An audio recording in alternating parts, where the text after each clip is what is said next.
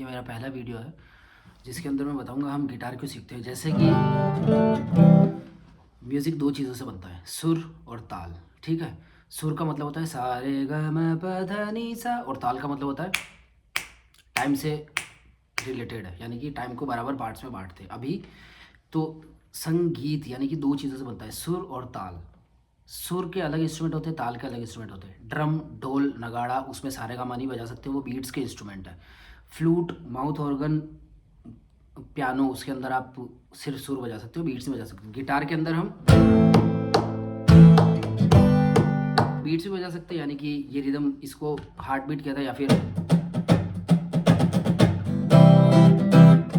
ये ताल और इधर से सुर। ठीक है, सो इसलिए हम गिटार सीखते हैं कि हम वन मैन बैंड हो जाते हैं। दूसरी बात, कोई भी लैंग्वेज सीखने से पहले आपको अल्फ़ाबेट्स जानने ज़रूरी है। म्यूज़िक एक लैंग्वेज है जो हमारे फीलिंग्स को एक्सप्रेस करती है। सो म्यूज़िक सीखने से पहले आपको सबसे पहले ये समझना पड़ेगा। अभी मैं सुर की बात कर रहा हूँ, सुर और ताल। ताल को अभी छोड़ दो। तो सुर का मतलब सा रे ग म प ध नि सा, दिल का दरिया बह ही गया। ठीक है, ये सुर है। सो कितने सुर होते हैं? सा रे ग म प ध नि सा, सा रे ग म प ध नि सा रे ग म, ऐसे लूप चलता रहता है। कितने गिनते हैं? सा रे ग म प ध नि सा, वापस आ गया सा। सा तो हमने गिन लिया था, 7 सुर। जिस तरह से हमारे इंडियन क्लासिकल में 7 सुर होते हैं, वैसे ही वेस्टर्न के अंदर, क्योंकि गिटार एक वेस्टर्न इंस्ट्रूमेंट है, उसमें भी 7 सुर होंगे। वो अल्फ़ाबेटिकली रिप्रेजेंट करते हैं, A B C D E F G A. जैसे अपने नी के बाद में सा जाता है, वैसे ही A B C D E F G A B C, ऐसे। तो 7 सुर A B C D E F G. हमारे इंडियन क्लासिकल के अंदर 7 सुरों के अलावा 5 और होते हैं, जैसे कि बताता हूँ। सारे, सारे, ये अलग सुनाई दिया ना, ये दूसरे टाइप का रे है। सारे ग, मीठा मीठा लग रहा है, सारे ग। अब मैं ग को चेंज करता हूँ, सारे ग, ये अलग टाइप का गे है। तो सा और पै को छोड़ के दो टाइप के रे, दो टाइप के ग, दो टाइप के म, दो टाइप के ध, दो टाइप के नी, यानी कि सा और पै को अचल स्वर कहते हैं। इसी तरह से इंग्लिश के अंदर बी और ई को छोड़ के, जो आपकी गिटार की दो नीचे की स्ट्रिंग्स होती है, बी और ई को छोड़ के सभी के दो दो रूप होते हैं। यानी कि ए है तो ए से ऊंचा बी तो है, लेकिन ए शार्प भी है, सारे सारे, वो ए शार्प है ना। सो आपको सबसे पहले ये 12 नोट्स जानना है। ठीक है, कहीं से भी शुरू हो सकते हैं। ए से ऊंचा बी तो है, बी से ऊंचा सी तो है, सी से ऊंचा डी तो है, ऐसे। लेकिन सारे, सारे, ठीक है, तो ये अलग टाइप का रे है, दो दूसरे टाइप का रे है। अगर मैं इसको सा मार रहा हूँ तो रे सा रे सा रे ग सा रे, है ना। तो ये कोमल हो जाएगा। उसके लिए तो हम किसी भी नोट से शुरू करके 12 तरीके से सारे गा मा गा सकते हैं। जैसे सा रे ग म प ध नि सा, उसी तरह से सा रे से शुरू करता हूँ, रे सा रे ग म, है ना। ऐसे 12 तरीके से मैं हर नोट से शुरू करता हुआ गा सकता हूँ। तो ए से ऊंचा ए शार्प है, फिर है बी, बी से ऊंचा सी है, सी से ऊंचा सी शार्प है, फिर है डी, डी से ऊंचा डी शार्प है, फिर है ई, ई से ऊंचा डायरेक्ट एफ है, जिस तरह से बी और ई का शार्प नहीं होता, मैंने कहा था। तो एफ से ऊंचा है एफ शार्प, फिर है जी, जी से ऊंचा है जी शार्प, फिर है ए से ऊंचा है, ऐसे लूप चलता रहता है। सो आप ये मत समझना कि ए से नीचे ही है एफ, ए से आगे भी आ रहा है। ठीक है, सो हम इन 12 पिच में गा सकते हैं। तो अब बात करते हैं गिटार की। गिटार के अंदर 6 स्ट्रिंग्स होती है। गिटार के पार्ट्स के बारे में बता देता हूँ। हेड, नेक, बॉडी, ये पिक गार्ड होता है, हम पिक से ऐसे बजाते हैं ताकि स्क्रैच नहीं आ जाए, तो पिक गार्ड कहते हैं।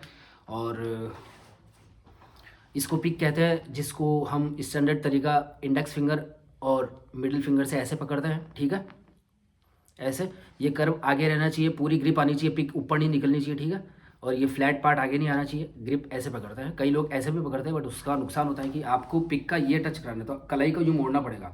मैं चाहता हूँ कि आपकी कलाई यूँ रहे और आपकी पिक ऐसे पकड़ी रहे। ठीक है, तो आपने ऐसे पकड़ ली, बिल्कुल लाइटली पकड़नी है। जितना लाइट पकड़ोगे उतनी रिदम सॉफ्ट आएगी। लीड बजा रहे हो तो थोड़ी सी फास्ट पकड़ सकते हो। ठीक है, इसको हेड कहते हैं, इसको नेक कहते हैं, सब। ठीक है, इसको गिटार ट्यूनिंग कीज कहते हैं, यानी कि गिटार के अंदर 6 तार होते हैं। हर एक तार, जैसे मैंने बात करी थी A B C D E F G, तो उन पर्टिकुलर सुरों पे ट्यून्ड रहता है। ठीक है, E B G D A E, every banana gets digested after eating, या every beautiful girl deserves an eye, या everybody goes dancing after it, कैसे भी याद करो। या फिर ई ई ए बी डी जी, कैसे भी याद करो, सबसे पहले नाम याद करो। यानी कि इसको ट्यून करना पड़ता है गिटार उठाने से पहले। हर एक तार हर एक ट्यूनिंग कीज पे ट्यून्ड रहता है, जिससे हम उसको टाइट या लूज़ कर सकते हैं। सो एक पर्टिकुलर साउंड फ्रीक्वेंसी पे ये तार ट्यून रहते हैं, तो गिटार बजाने से पहले हम एक एप्लीकेशन गिटार ट्यूनर आती है, उससे पहले ट्यून करते हैं, नीचे से शुरू करते हैं। तो इसको टाइट लूज़ करके मैं ट्यून कर सकता हूँ। तो ध्यान रहे करते वक्त जिस ट्यूनिंग कीज़ को दबा रहे हो, जिस जिस तार को ट्यून करना है उसी ट्यूनिंग कीज़ को दबाओ। सपोज करो कि तुम जीप को ट्यून कर रहे हो और ई को दबा रहे हो, तो जी इनडायरेक्टली टाइट हो रही है तो वो टूट जाएगी। तो इसको ट्यून करके बजाना है, सबसे इंपॉर्टेंट पार्ट। एक तो स्ट्रिंग के नाम, दूसरा ये बॉक्स दिख रहे हैं, इसको हम फ्रेट्स कहते हैं।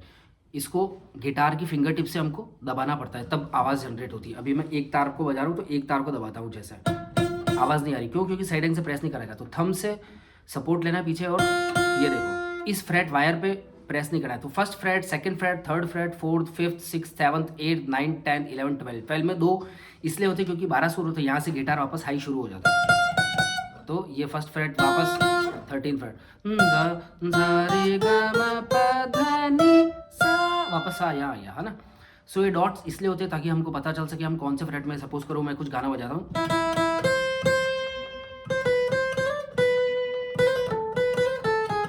तो मुझे पता था 0 0 0 0 का मतलब कहीं से प्रेस नहीं करेगा। 8 8 ये रहा 8, 5 7 यामाहा में थर्ड में नहीं होता, बाकी 3 5 7 9 विषम संख्या है, ऑड नंबर्स में डॉट होते हैं। तो 8 के अंदर डॉट होगा ही नहीं, है ना। तो डॉट हेल्प करते हैं आपको कौन से फ्रेट में बजा रहे हो। सपोज करो ये ए कोड है, ए मुझे पता है 5 और 7 में ऐसे बाढ़ लगा, तो ये डॉट हेल्प करते हैं।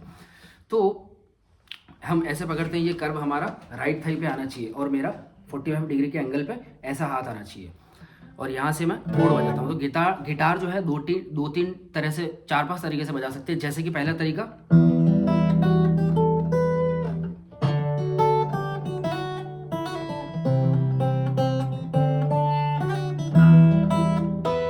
हम नवा में, और एक दूसरा तरीका, रास्ते में गम मिल गया था, लग के गले में रो दिया। ठीक है, एक तरह से हम गाना गाते हैं।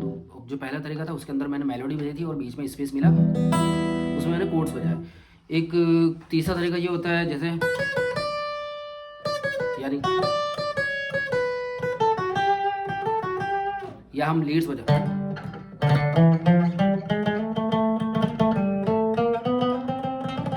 तो लीड्स कहते हैं इसको। और तीसरा तरीका, पल पल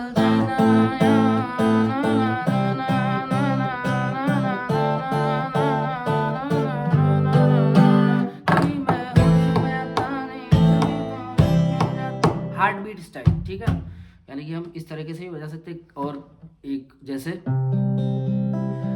न हो के भी करीब तू हमेशा पास था, जो भी है सब मेरा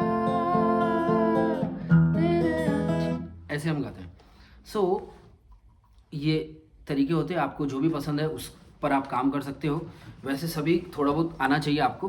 सो हम बात करते हैं रिदम के साथ में गाना गाने की, क्योंकि आपकी ये सपोर्टिंग इंस्ट्रूमेंट है। ये हम इसलिए बजाते हैं ताकि हम गाते हैं, इसलिए हम गिटार बजा रहे हैं इसलिए नहीं गा रहे हैं, हम गा रहे हैं इसलिए गिटार बजा रहे हैं। तो इसकी वॉल्यूम कम होनी चाहिए। और ये बैकग्राउंड में कितना भी अच्छा गिटारिस्ट हो जाऊँ, एक सिंगर के पीछे बजाऊँगा। तो सिंगिंग को प्रायोरिटी इसलिए देते हैं क्योंकि उसमें लगाना पड़ता है दिमाग।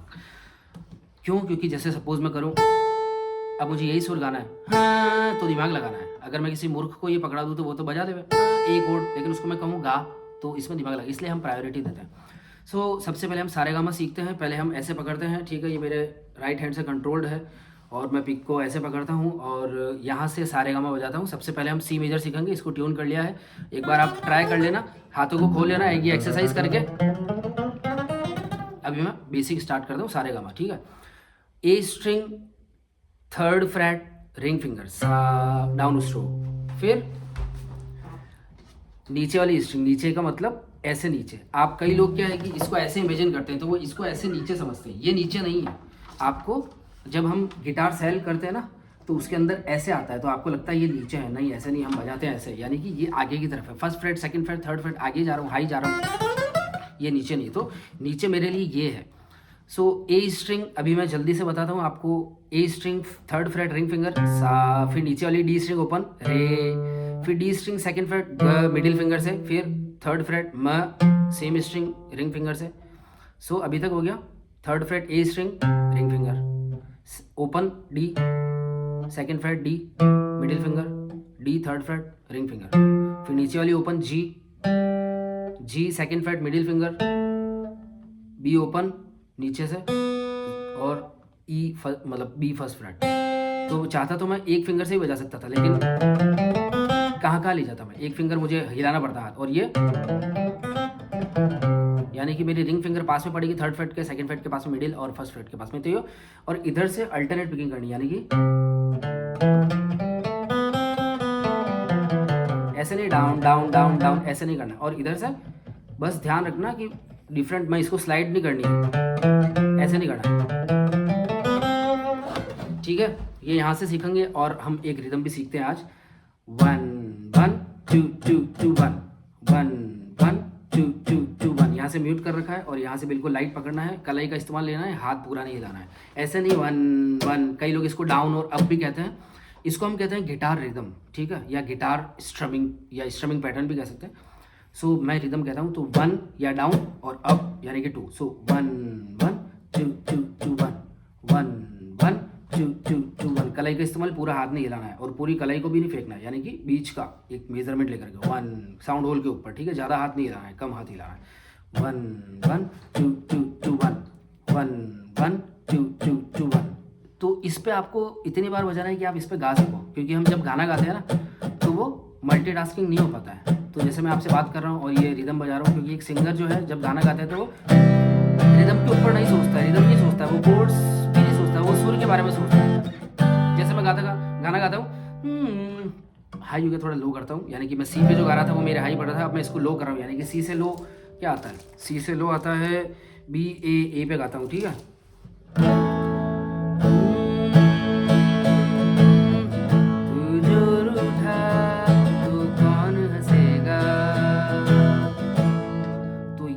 बात तो ये है कि मुझे इससे सुर से सुर मिलाना है। इसमें से एक साउंड आ रहा है, क्या ए कोड पकड़ रखा है तो ए, या फिर ए नोट यहाँ भी है जी स्ट्रिंग के सेकंड फ्रेट में, क्योंकि ये जी स्ट्रिंग के फर्स्ट फ्रेट में जी शार्प, और ये जी ए नोट सेकंड, ए यहाँ भी है, यहाँ भी है, यहाँ भी है, यहाँ भी है, यहाँ भी है, कहाँ गया, या सो आपको फ्रेट बोर्ड सब याद करा दूंगा, बस एक बार कमेंट कर देना कि हाँ ये लेसन पसंद आए, क्योंकि मैंने फर्स्ट टाइम बनाया है। तो हम गिटार इसलिए बजाते हैं, अब इसको समराइज़ करता हूँ। गिटार हम इसलिए बजाते हैं, सबसे पहले 12 नोट होते हैं, वो आपको याद करने हैं, ठीक है, ये वाले नोट्स याद कर लेना आप।